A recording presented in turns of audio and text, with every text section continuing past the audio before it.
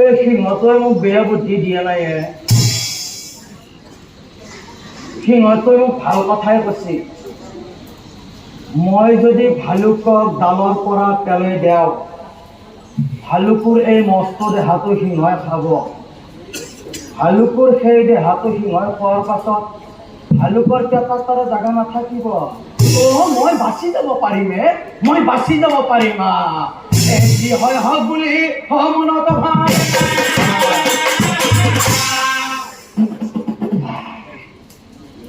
এই ডালৰ পৰা ভালুক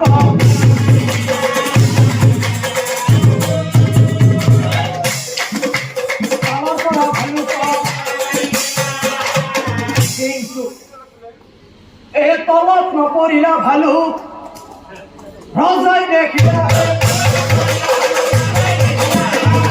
ওচৰৰ ডাল এটা আৰু তেতিয়া ভালুকে ৰজাক চাই কৈছিল, খুন হেৰা জীৱ শ্ৰেষ্ঠ মনুষ্য বন্ধু, বনৰ পশু হৈও ধৰ্মক বিশ্বাস কৰি তোক মই থাকিলো ৰখি। তই কিন্তু জীৱ শ্ৰেষ্ঠ মনুষ্য হৈ বন ৰজাৰ সিংহৰ কথাত ভুল গৈ মৃত্যুদ্ৰোহী বৰ্বৰতা কাৰ্য কৰি মোক জিলি ঠেলা মাৰি নিজৰ জীৱন লাভৰ বাবে আনৰ জীৱনৰ কথা তই এবাৰো নাভাবিলি। অল্পকালে মৃত্যু হব ৰজা, নিশ্চয় জানিবি। আৰু ৰজা, আচলতে মই কোন জানা? ত্ৰিজগতৰ পতি মই প্ৰভু নাৰায়ণ,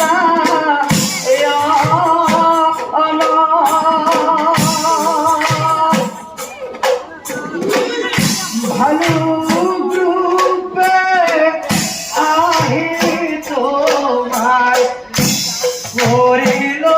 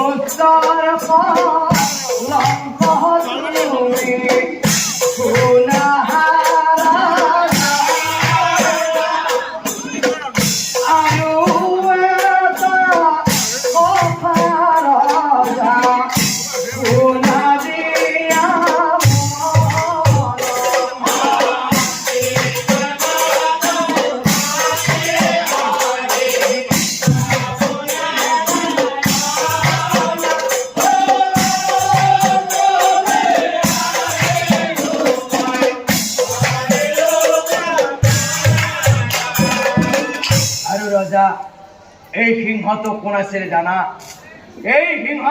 আছিল জানা? এই কুবেৰৰ মন্ত্ৰী আছিল ভদ্ৰদেৱ তাৰ নাম। আৰু এদিন সি গৌতম ঋষি ভাৰজা অহল্যাক্ষী কৰিছিল ৰমণ। এই উলংগতে গৌতম ঋষি তাক দেখিব পাইলা। লগে লগে এই সিংহৰো ভয়ব বুলি তাক অভিশাপ দিলা।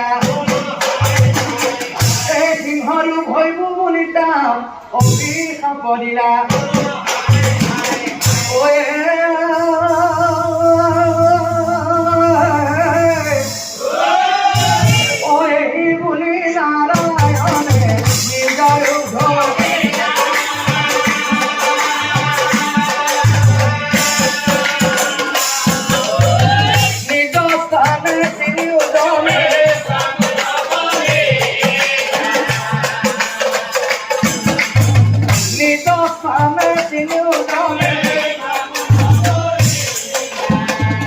Gracias a Christ. ও কর্মর ফলে পায়,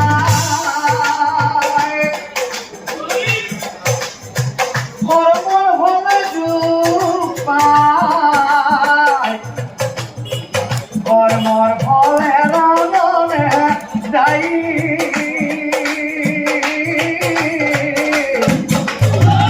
জনে যে কর্ম করে সেই মতে প্রজার হলেন আমি লাই।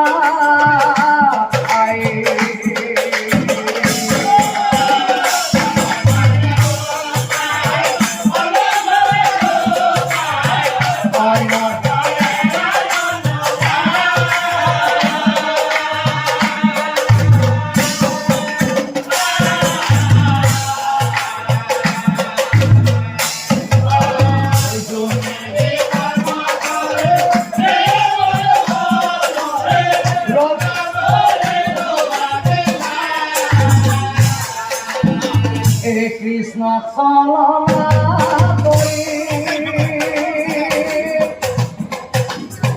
ভালো করে হব পাই বাজে কয়া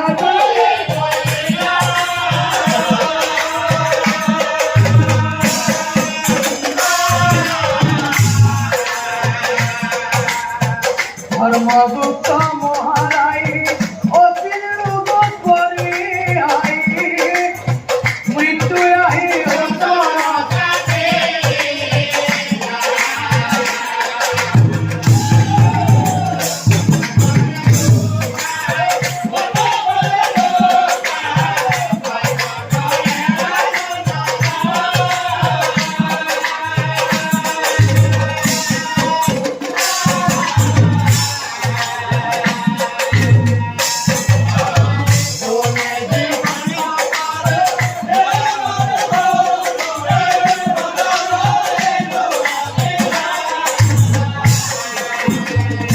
জমপুরি চিত্রগুপ্ত হয় অবনী মহরি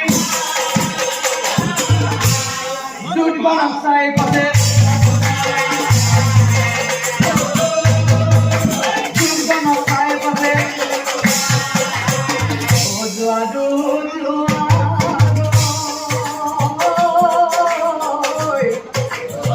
মনুষ্য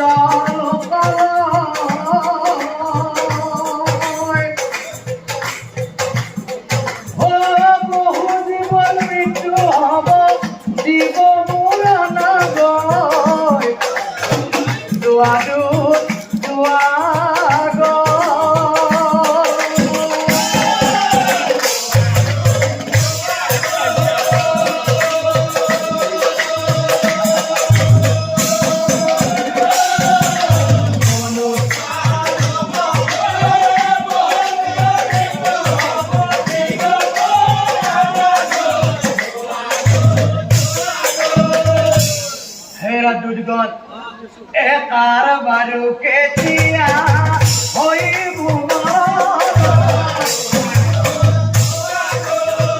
গতিকে তোমালোকে এই তালিকাখন লৈ যোৱা, এই তালিকাখন লৈ যোৱা। সকলো বুলি কৈ আছে তালিকাখন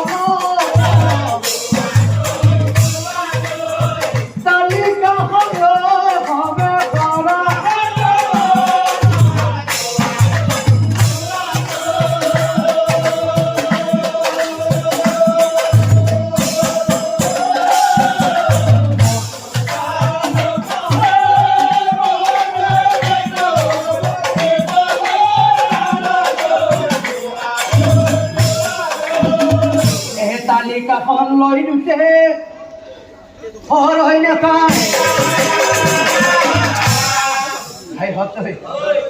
আমিতো আহিলো আমি মানে আমি প্ৰথমতে কাৰ ঘৰত যাম। গতিকে এই তালিকাখনত চাই ল'ব লাগে প্ৰথমতে কাৰ নাম লিখাই আছে।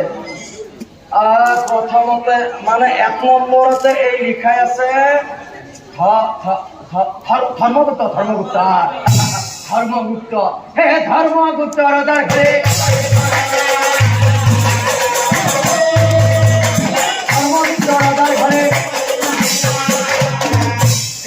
মোক দেখিয়া ৰজাই হয় আচৰিত আগমনৰ কথা ৰজাই আগমনৰ কথা ৰজাই শুনা ৰজা ধৰ্মগুপ্ত আমি হলো যমৰ দূত কিয় জানো আহিলো আমি তোমাৰ ঘৰত মৃত্যু হব ৰজা তোমাৰ গধূলি পৰত সেইকাৰণে তোমাৰ জীৱন নিবলৈ আহিলো আমি যমৰ নগৰত গধূলি সময়ত মোৰ মৃত্যু হব হে ৰাজদূতগণ গধূলি হবলৈ বহু সময় আছে গতিকে তোমালোকে এইখিনি সময় বিশ্ৰাম লোৱা তোমালোকে মন্ত্ৰীগণক চাই ৰজাই বুলি ল'ব মন্ত্ৰীসকল তোমালোকে সেই দূতৰ বাবে মঞ্চলৈ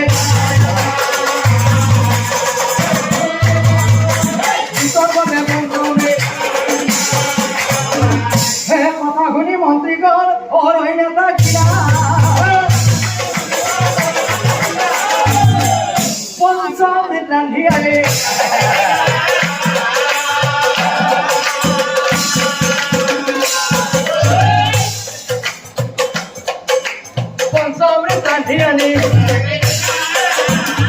বাপৰে বাপ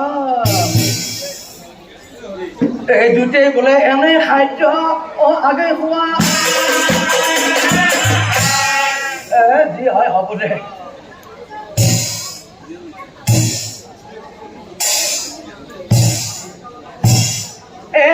চেলেকি দুটাই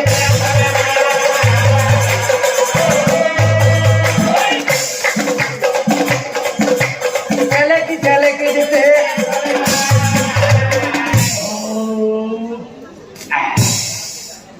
খাই উঠি জমদূতৰ পেট টানি ধৰে জিৰণি ল'ম বোলে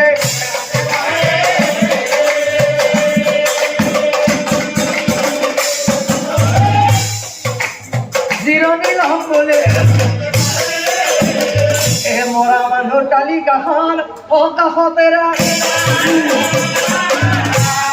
নিদ্ৰা দেৱীৰ কোলাত থবে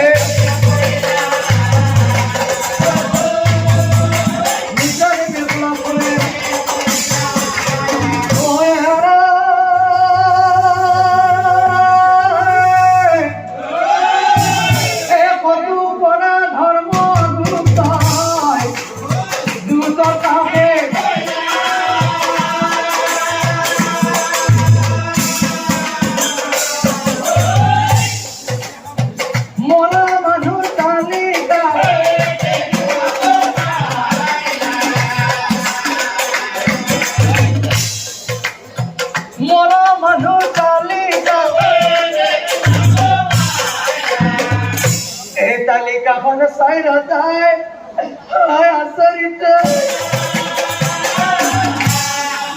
হৰি প্ৰভু এই তালিকাখনত প্ৰথমতে দেখোন মোৰ নামটোৱে লিখাই আছে তাৰ মানে মোৰ মৃত্যু অনিবাৰ্য নাই মই ইমান সোনকালে মৰিব নোৱাৰো মই ইমান সোনকালে নমৰো এইফালে যমদূত ঘৰ নিদ্ৰাত পৰি আছে গতিকে মই এটা বুদ্ধি কৰিব লাগিব কমচে কম মই কিছুদিনৰ কাৰণে হ'লেও মই জীয়াই থাকিব পাৰিম এই তালিকাখনত প্ৰথমৰ পৰা মোৰ নামটো মই কাটি দিম প্ৰথমতে মোৰ নামটো মই কাটি দিলো দি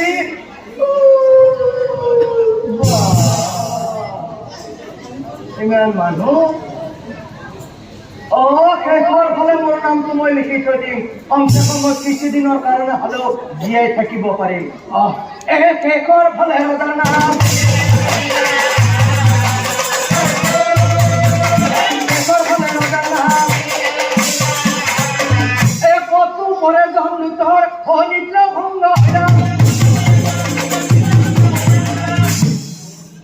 আরে রজা তুমি আমার কাষতে আছা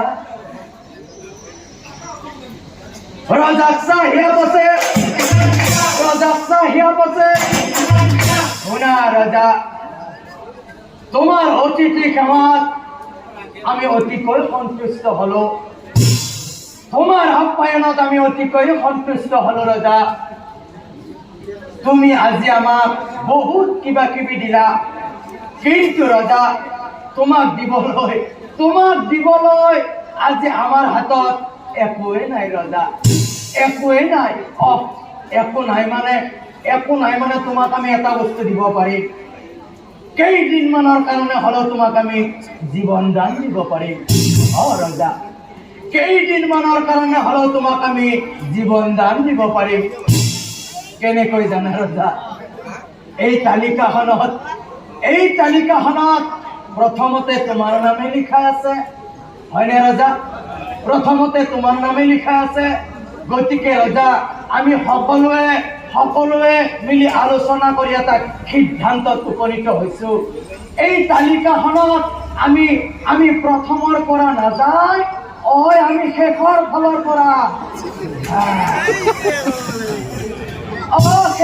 ফালৰ পৰা আমি জীৱনীয়া ব্যৱস্থা কৰিম